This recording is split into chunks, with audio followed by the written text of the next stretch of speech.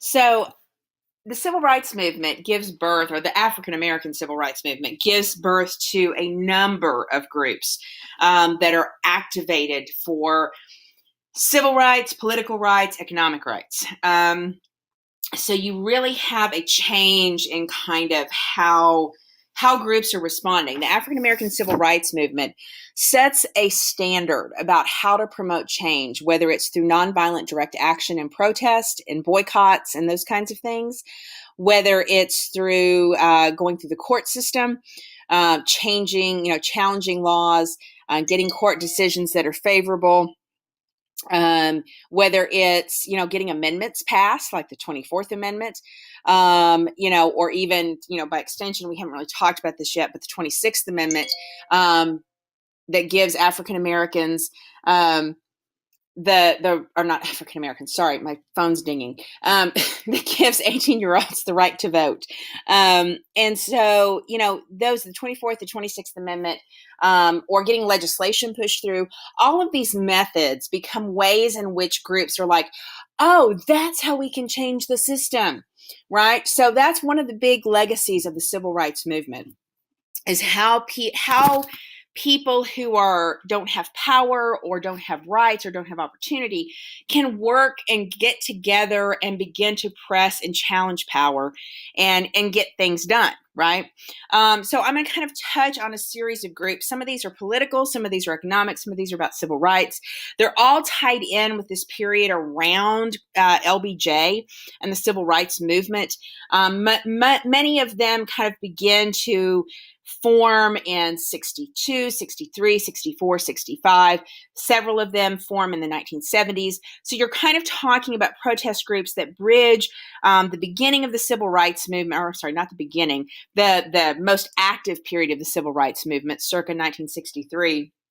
And really continue on into the 70s under Richard Nixon. So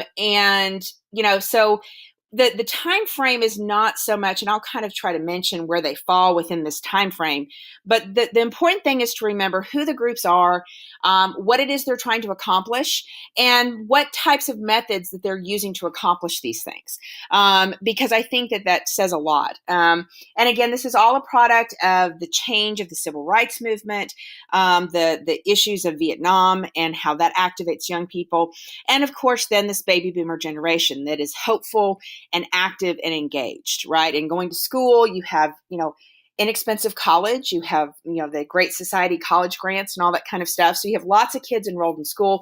Plus, if you're enrolled in school, you can get a deferment and don't have to be drafted. And so that's going to be another reason, especially why middle class and affluent kids are in college and lower income kids are less likely to be so. Because lower income kids can't afford to go to college to get that deferment.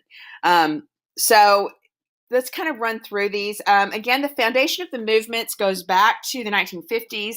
I mentioned that Beat generation, the Beat movement, the Beatniks, right? Jack Kerouac and On the Road, and the guys in the turtlenecks and the berets and snapping their fingers and beating bongos and all the stereotypes that you think of were in place in the 1950s, but they were a very small group. They become kind of the foundation of promoting these ideas of questioning conformity, questioning the status quo, questioning what are your parents saying, what are they telling you, why do you have to conform to what they want, and that kind of thing. And of course, having all these young people that by the time they go off to college in the 60s, they are really receptive to this message. So one of the earliest groups is Students for Democratic Society, or SDS. They represent what is known as the New Left, right? Kind of the far left. We would call them now Democratic Socialists, or kind of the Bernie bros, those kind of people, right? Protest a lot of issues. They want to get people activated. Don't be apathetic. Don't buy into the conformity. The man's trying to tell you that you just have to accept things and you don't have to accept them. Challenge corporations. And they use protests in building occupations. So it kind of an extension of the sit-in movement, right? They're going to start to get very powerful around 64, 65, 66, especially right as Vietnam is beginning to heat up. SDS is one of the earliest groups to protest Vietnam. They talk about free speech on college campuses. There were lots of rules about students not being able to speak out, right? Like you could get kicked out of school if you spoke out against the administration. So part of why our college campuses now are so advocate so much for free speech, which is kind of, counterintuitive since, conservative media, including our president, who just tied federal funding to schools promoting free speech. The irony is, students had to fight for free speech in the 60s, the right to protest the Vietnam War, the right to criticize their government. And so you kind of have an interesting kind of conundrum there with SDS. And again, they use protests, they use building occupations, some of the more famous ones. This is one from Columbia University, where they literally went into the administration building and took over the president's office for like 2 weeks or something like that. And they could sometimes be destructive. SDS and they had some really radical segments of SDS that promoted even more violence. So they can be, SDS is complicated. It's kind of like the Black Panthers. There's parts of them that you wonder about, and then there's parts that are clearly fighting for rights. Another segment that comes out of this period is what we call counterculture. This is where the hippies fit in. And unfortunately, we tend to assume anybody who's a part of standing up to the government in the 1960s, they have to be hippies, right? No, they don't.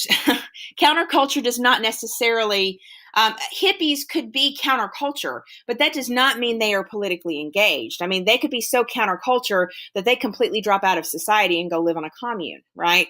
They don't have to participate in the political movements. Now, you could be political and kind of counterculture. You definitely could do both of those things, but you did not have to be political to be counterculture. So the hippies are all about rebellion against culture, spiritual freedom, lots of love and peace, lots of drug use, lots of acid, marijuana, that kind of thing, focus on communes and sharing and all that kind of stuff. What will happen is that, as with all utopian societies, as we saw in the early 1800s, sometimes it gets hard to keep those things going. I mean, some people just don't want to work and they take advantage, and so those kind of communities struggle to stay around for a long period of time. But there certainly were several of those, and of course, Woodstock in 1969 is a famous one. You have, 1968 is known as the Summer of Love. So you had, Woodstock, you had these kind of hippie culture, San Francisco, all that kind of stuff. So the counterculture movement will really kick off around the late 60s. In 1963, Betty Friedan puts out her book called The Feminine Mystique. And The Feminine Mystique is essentially a book that questions the 1950s gender roles, kind of documents, especially among middle-class white women or educated white women, the sense that the 1950s was a step backwards, right? That a lot of women were left kind of thinking, is this all there is to it, right? Here I went to school and I worked towards the war effort in World War II. And now I've come home and I've had kids, and all I do is go to the grocery store and take care of the house and wait for my husband to come home. And women began to question whether or not that was all they wanted. Now, to be fair, The Feminine Mystique is a book written by a middle-class white lady for middle-class white ladies. And not all middle-class white ladies were bothered by staying at home, right? I mean, women are not monolithic. But there are enough women for whom that book speaks to them that you start to have kind of this women's movement developing, right?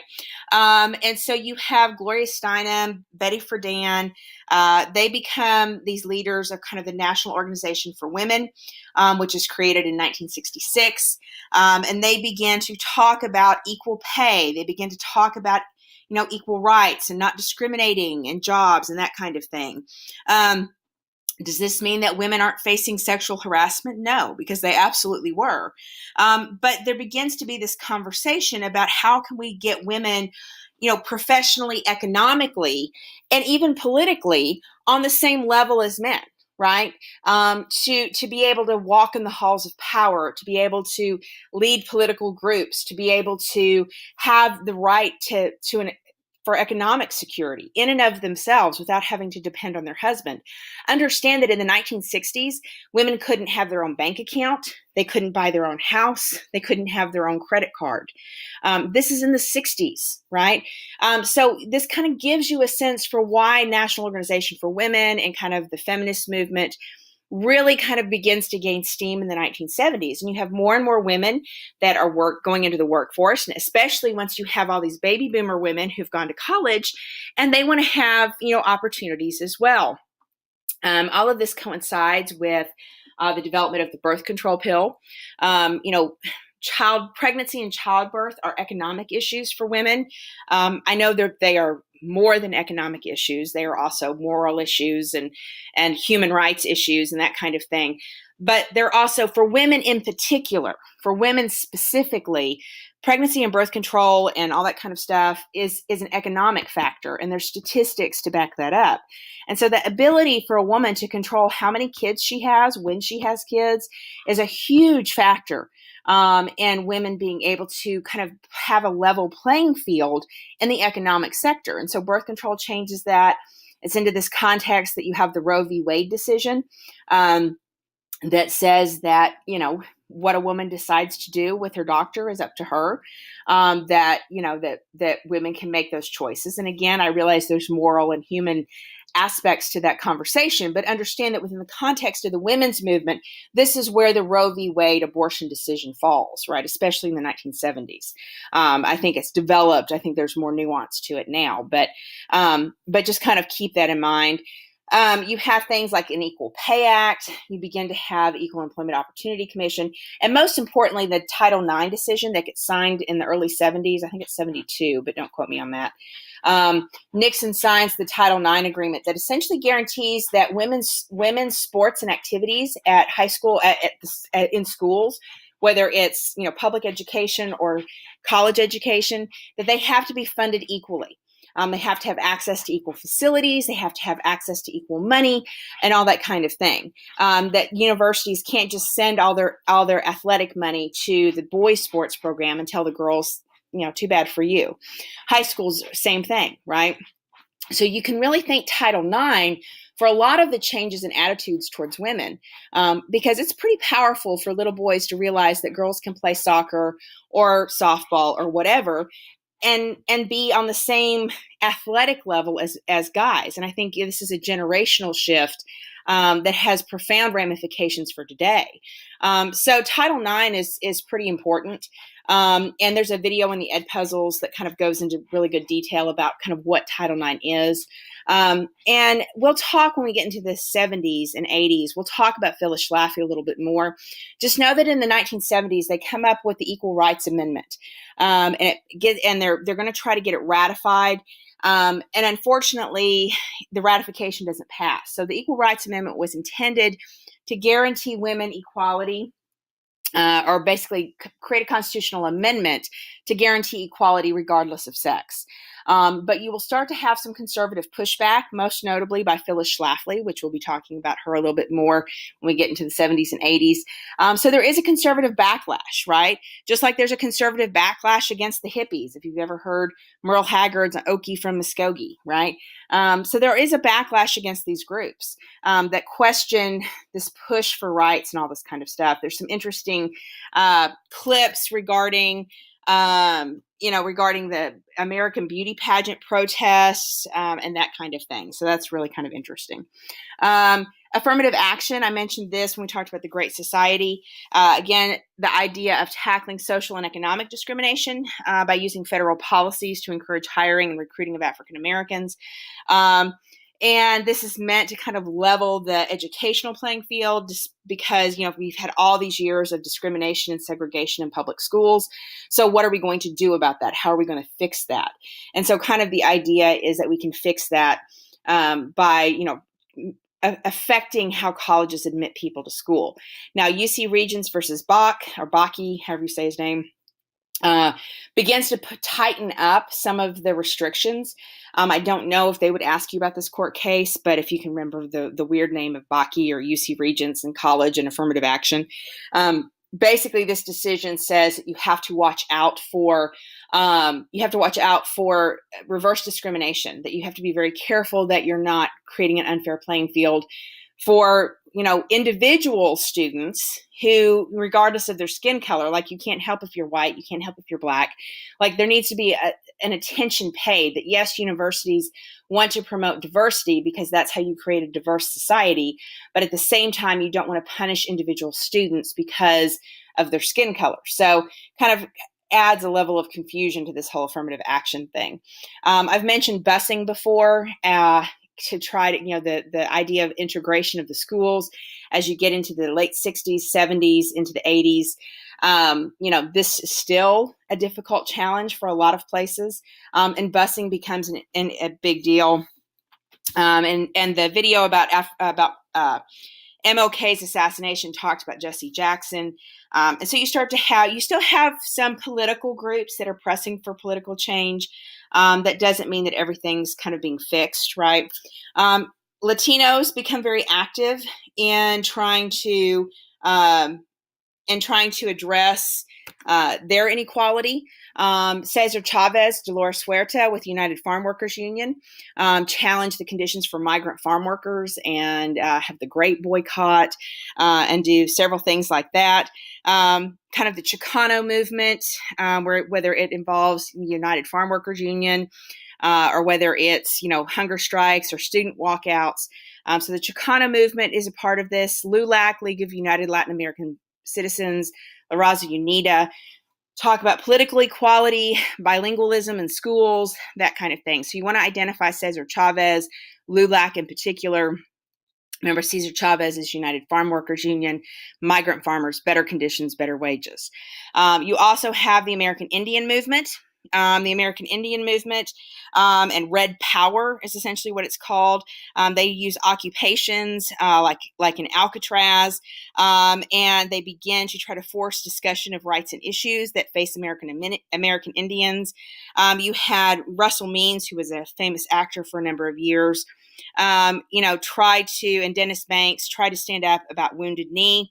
And there's an FBI shootout at the Wounded Knee, trying to challenge the control of the government in American Indian life, right? To kind of stand up to that. They want to improve conditions. They want more freedom. And, so they really kind of raise some awareness. I don't know. And we watched the Aaron Huey video. Do they get as much change? No. But you do have an Indian Civil Rights Act passed in 1968 that prohibits discrimination. You do start to see the federal government backing away from some of its control. So there are some changes. They're just very incremental. For Latinos, of course, the big thing is going to be the extension of the Civil Rights Act and the 14th Amendment to cover their race and ethnicity. Hernandez v. Texas, the court case that essentially says you have to have fair representation on juries that, for the community and that kind of thing. So those are some groups you want to know. I will mention environmentalism. Rachel Carson writes her book Silent Spring in the 1960s. That begins to make people aware about the dangers of kind of chemicals and pesticides and that kind of thing. There's also a lot of concern about smog and water pollution. Places like Lake Michigan were toxic at one point. Major kind of cleanups. We'd started to build some nuclear power plants. There had been some instances with some nuclear waste there. And so environmentalism as a movement really starts with Rachel Carson's book, The Silent Spring, but continues all the way through the 60s into the 70s. The first Earth Day is in, I think, 1970. And you have people talking about conservation and taking care of the environment. And some of this is helped by LBJ and Lady Bird Johnson, who was very much a nature person. So lots of those, trails and parks and stuff. But what's ironic is under Nixon, you have the creation of the Environmental Protection Agency, the EPA. You have a Clean Air and Clean Water Act. You have an Endangered Species Act. So lots of issues with trying to protect the environment. This is before environmentalism was controversial, right? And there are going to be some questions with this. Do we like having as many insects, right? Do we want our fruits and vegetables not to look perfect? What is the cost? What is the cost of regulation to business? So it's a complicated issue. Just know that this is part of kind of this movement, right? You also have the idea of consumerism and consumer safety. Ralph Nader begins to press for examination of consumer goods for safety. And ultimately, what will happen is that all these different groups, all this different activism that's going into the 1970s is going to create a sense of fatigue, right?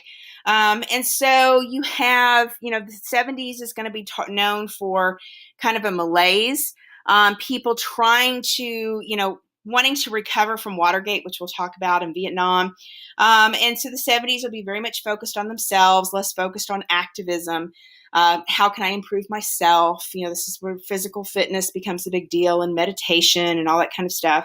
And the women's movement begins to encourage women to have their own rights, have their own freedom. There is going to be some changes to family structures. Divorce rates are going to increase. And television, of course, is going to continue to be a dominant factor in people's lives. So this kind of gives you a snapshot of the different groups that we've talked about. I didn't really talk about disabled rights. You have disabled rights beginning in the 1970s, the push for 504s with education. That the disabled rights will ultimately culminate under Bush 41 when he signs the Americans with Disabilities Act. But that becomes a movement of increasing awareness. So just kind of keep in mind, you have a lot of groups that come out of the African American civil rights movement that begin to use similar methods of sit-ins and occupations and protests and boycotts and court cases and laws and constitutional amendments to try to change the world in which we live. And so you'll want to kind of take that with you as we go into looking at the 70s and that sort of thing.